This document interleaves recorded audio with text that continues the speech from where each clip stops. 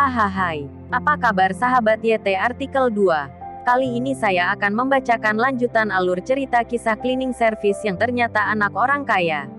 Tapi, sebelum mendengarkan kisah ceritanya, silahkan cari posisi yang nyaman dan jauhi keramaian. Dan jangan lupa pasang headsetnya. Dan inilah alur cerita kisah seorang cleaning service yang ternyata anak orang kaya. Episode 297-298. Kisah cleaning service yang ternyata anak orang kaya. Setelah Rahman tiba di klub Martis, ia langsung menuju ruang bawah tanah menemui Sugiarto.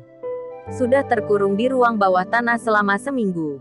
Sekarang Sugiarto bukanlah pemuda berkulit putih bersih seperti dulu. Sugiarto yang sekarang, wajahnya penuh kumis. Auranya tidak baik. Dapat dikatakan selama ini Messi tidak sedikit menyiksa dia. Rahman, apa yang sebenarnya kamu inginkan? Melihat Rahman, Sugiarto tiba-tiba langsung menyerang. Ditahan di bawah selama seminggu. Makanan tidak enak. Ditambah kerap kali dipukuli. Sugiarto belum jadi gila. Sudah termasuk berlapang dada. Apakah kamu ingin cari mati? Wiron melihat Sugiarto menyerang. Mengangkat tangannya dan menonjok wajah Sugiarto. Peng! Sugiarto mana bisa menahan. Langsung saja dibuat mic tergeletak di lantai. Di sekitar mulutnya mengeluarkan darah. Kenapa? Baru dikurung seminggu sudah tidak tahan. Rahman jongkok dan bercanda pada Sugiarto. Apa yang kamu inginkan agar mau membebaskanku? Menarik nafas dalam-dalam. Sugiarto menahan amarahnya. Menatap Rahman dengan kukuh. 20 miliar. Untuk membeli salah satu lengan dan hidupmu. Juga, nantinya semua rostonenya keluarga Lebang. Hanya boleh disuplai dari aku. Ucap Rahman dengan ringannya. Dulunya Rahman benar-benar ingin memotong satu lengan Sugiarto. Namun hal ini berkembang sampai hari ini. Bisa dianggap seperti mendapat bantuan secara tidak langsung. Jadi dia bersiap membebaskan Sugiarto. Tetapi keluarga Lebang pastinya akan membayar mahal semua ini. Kenapa kamu tidak merampok saja? Ucap Sugiarto dengan marah. Dia telah ditahan di bawah selama 10 hari. Tidak meminta Rahman mengganti rugi itu sudah bagus. Tak disangka Rahman malah memerasnya habis-habisan. Aku hanya memberi kamu waktu 1 hari. Besok di waktu yang sama, kamu ataupun keluarga Lebangmu tidak dapat memenuhi permintaanku. Aku akan memotong lengan kananmu. Selesai berbicara Rahman bangkit dan berjalan pergi. Wiron dengan sigap langsung mengembalikan ponsel Sugiarto. Sampai bayangan Rahman dan Wiron menghilang. Barulah Sugiarto mengambil dan menyalakan ponselnya. Setelah ponselnya menyala, tiba-tiba terlihat banyak sekali panggilan tak terjawab. Hampir semuanya adalah orang tua dan keluarganya yang menelepon. Dia menelepon ayahnya terlebih dahulu. Kemudian baru menceritakan kabarnya sekarang. Dan juga menceritakan permintaan Rahman. Kamu tenang saja.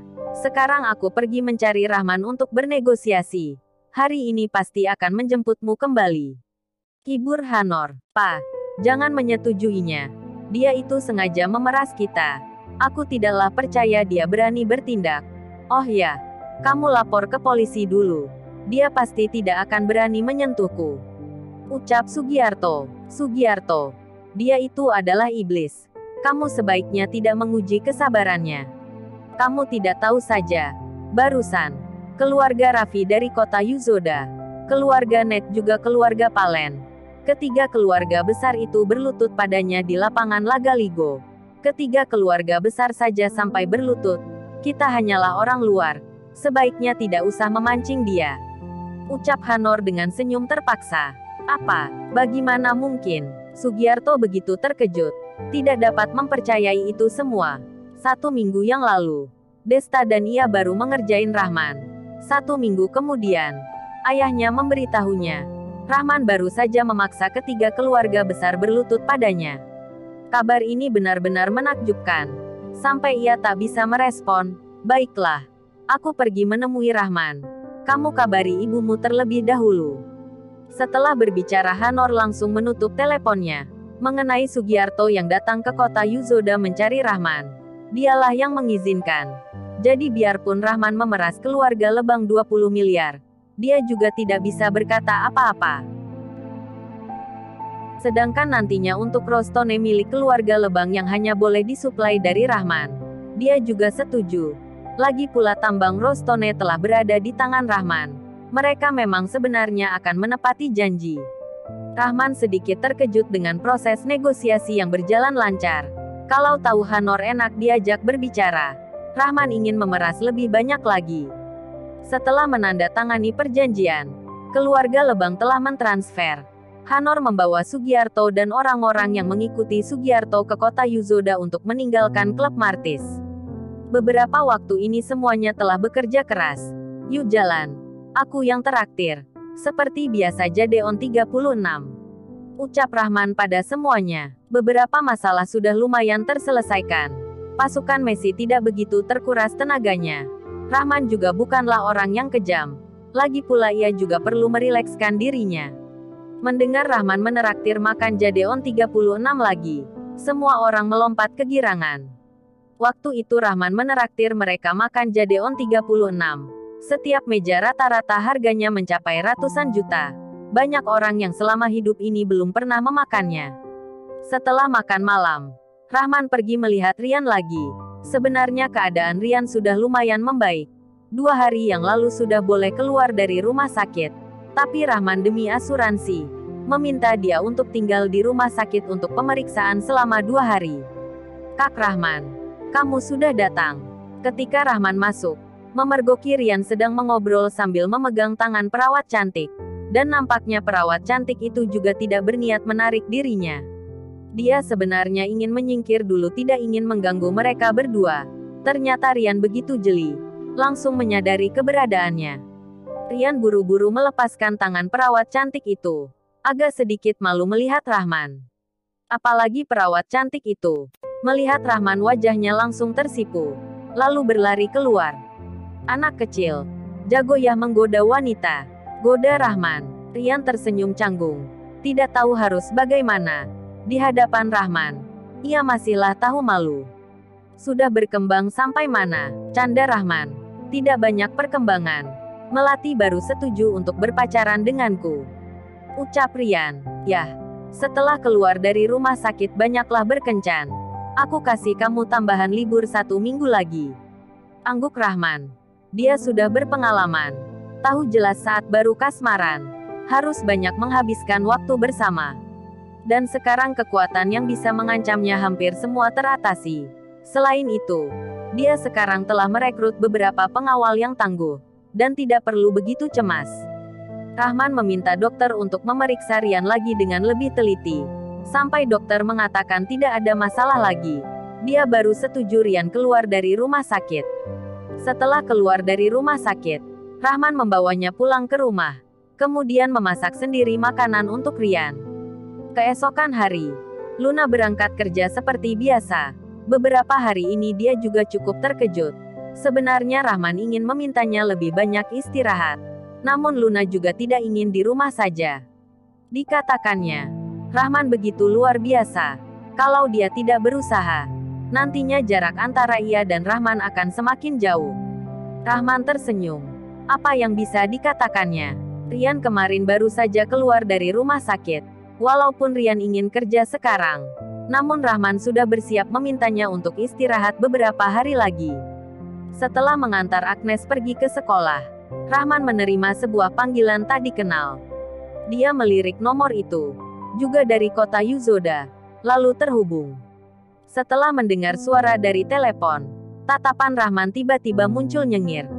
Lanjut ke episode berikutnya.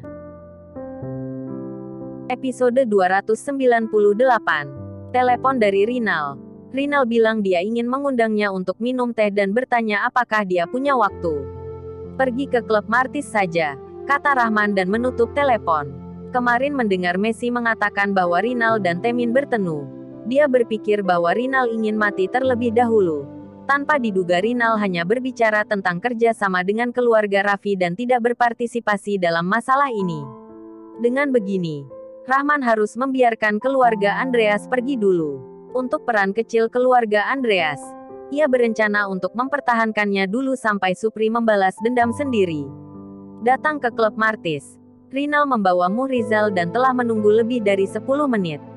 Di bawah kepemimpinan Messi, Rahman datang ke kamar pribadi yang dipesan oleh Rinal.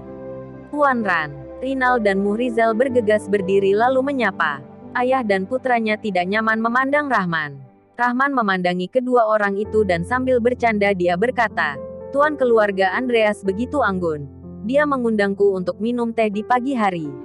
Rinal tersenyum canggung. Tuan Rahman bercanda. "Ngomong-ngomong, Tuan Rahman, sebelumnya putraku Muhrizal berhutang uang padamu. Dia menunda membayar pengembalian sampai saat ini. Aku benar-benar minta maaf.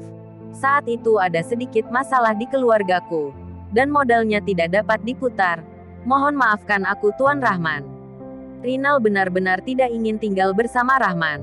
Kemarin Rahman memaksa kepala keluarga dari 3 keluarga untuk berlutut. Dia melihatnya dengan matanya sendiri. Saat ini dia memandang Rahman, dan hatinya merasa sedikit diinjak. Bahkan jika ketiga keluarga bergandengan tangan, mereka tidak bisa melawan Rahman sendirian. Apalagi keluarga Andreas. Bukan apa-apa menurut Rahman. Itu sebabnya dia tidak sabar untuk datang menemui Rahman hari ini. Jika suatu hari Rahman kepikiran dengan masalah ini dan menerima uang dari tangannya sendiri, dia percaya itu tidak akan semudah membayar kembali uang itu. Itu urusan kalian. Aku hanya tahu bahwa uangku memiliki bunga, kata Rahman. Rahman, bisakah kita menghitung bunga sesuai dengan bunga bank? Rinal tahu bahwa Rahman tidak ingin menerima uangnya sesuai modal. Aku bukan buka bank. Mengapa kamu ingin menghitung bunga sesuai dengan bunga bank? Kata Rahman sambil bercanda. Wajah Rinal sedikit berubah. Rahman ingin memeras uang keluarga Andreas. Tuan Rahman, berapa bunga yang kamu inginkan? Rinal bertanya dengan hati-hati. 1 hari bunganya 0,5%. Kamu hitung sendiri. Rahman berkata, bunga ini termasuk bunga riba. Wajah Rinal berubah menjadi jelek. Bunga Rahman terlalu kejam. Tuan Rahman, keluargamu memiliki banyak bisnis, dan kamu tidak mungkin kekurangan uang. Lihatlah, bunga ini bisa tidak dikurangi.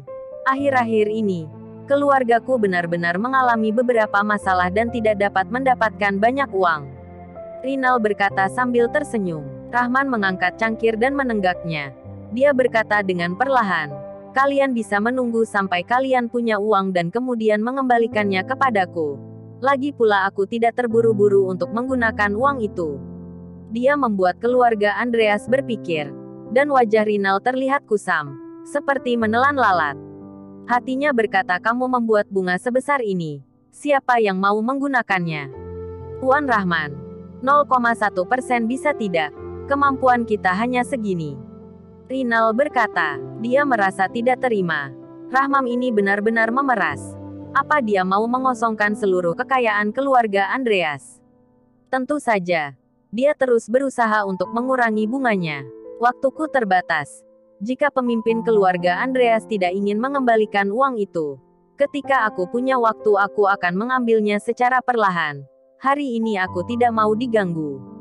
Rahman berkata lalu dia bangkit dan ingin pergi. Dia hanya ingin membunuh keluarga Andreas. Keluarga Andreas semakin lemah. Dia juga secara tidak langsung membantu Supri.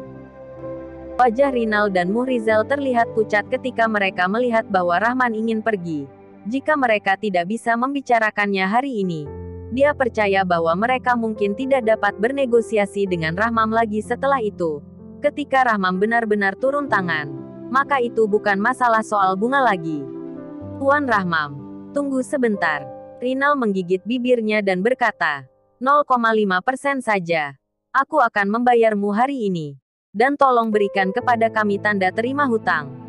Rahman tersenyum dan berkata, baiklah, mari kita menghitung bunga terlebih dahulu. Dia berkata dan duduk lagi. Dia mengeluarkan slip tanda terima hutang dan melihat jam. Kemudian dia memberi tahu Rinal jumlah hari. 1 hari bunganya 0,5%. Jangka waktunya setengah tahun. Segera bunganya dihitung. Setelah mentransfer uang ke Rahman, Rahman juga mengembalikan slip pinjaman kepada ayah dan anak dari keluarga Andreas itu. Kemudian suasana cukup damai. Dan Rahman terdiam untuk beberapa saat. Perusahaan Bintang 8, perusahaan elektronik Harmony, supermarket Sunley, dan perusahaan Rostone. Keempat perusahaan ini berada di periode perkembangan yang stabil. Saat ini, bagi media, harapan terbesar seminggu ke depan adalah upacara pembukaan perusahaan Bintang 8. Setelah lebih dari setengah tahun pembangunan, perusahaan Bintang 8 telah menginvestasikan talenta dan sumber daya yang tak terhitung jumlahnya. Di bawah kondisi kerja lembur setiap hari, akhirnya telah menyelesaikan sekitar 80% dari fase pertama proyek konstruksi. Gedung penelitian ilmiah, gedung tes akhir, bengkel produksi, area kantor, gedung asrama staf, ruang tamu dan hiburan, dan lain-lain. Pada dasarnya telah selesai dan didekorasi sedemikian mungkin. Jadi setelah dibuka, perusahaan Bintang 8 secara resmi akan beroperasi. Begitu berita tentang pembukaan perusahaan Bintang 8 keluar, segera menarik perhatian semua lapisan masyarakat. Perusahaan Bintang 8 tidak hanya perusahaan Mesa di Yuzu saja, tetapi juga perusahaan seluruh wilayah Barat Daya. Orang-orang tidak berharap sesuatu terjadi di luar dugaan. Saat ini, Al-Buchori secara pribadi mengundang Rahman untuk makan malam 2 kali untuk memastikan bahwa perusahaan Bintang 8 dapat beroperasi secara normal. Tentu saja, Rahman telah memperhatikan masalah di Bintang 8. Pada bulan ini, dia sering bolak-balik ke perusahaan Bintang 8. Mengapa kamu belum tidur? Besok ada pembukaan. Kamu harus pergi ke sana untuk memimpin pekerjaan dan bangun lebih awal. Luna keluar dari kamar mandi dan melihat bahwa Rahman masih merokok di ruang tamu. Ya, besok ada pembukaan. Tapi kenapa aku merasa sedikit tidak enak? Rahman menggosok pelipisnya dan berkata, tidak tahu kenapa. Dia tiba-tiba merasa tidak enak hari ini. Terutama di malam hari. Perasaan itu menjadi semakin jelas. Dia selalu merasa bahwa sesuatu akan terjadi pada upacara pembukaan besok. Kamu terlalu gugup. Meskipun kamu sudah banyak istirahat akhir-akhir ini. Tapi kelihatannya kamu masih sangat lelah. Beristirahatlah sana. Jangan terlalu banyak berpikir. Kata Luna. Rahman tidak berbicara. Dia meletakkan rokoknya di asbak dan bangkit lalu berkata, aku ingin berbicara dengan Messi masalah sesuatu. Kamu tidurlah dulu. Aku akan kembali nanti. Rahman berkata dan berjalan keluar. Dia percaya bahwa masalah besar pasti akan terjadi besok. Dan itu berpengaruh pada perusahaan Bintang 8. Bersambung.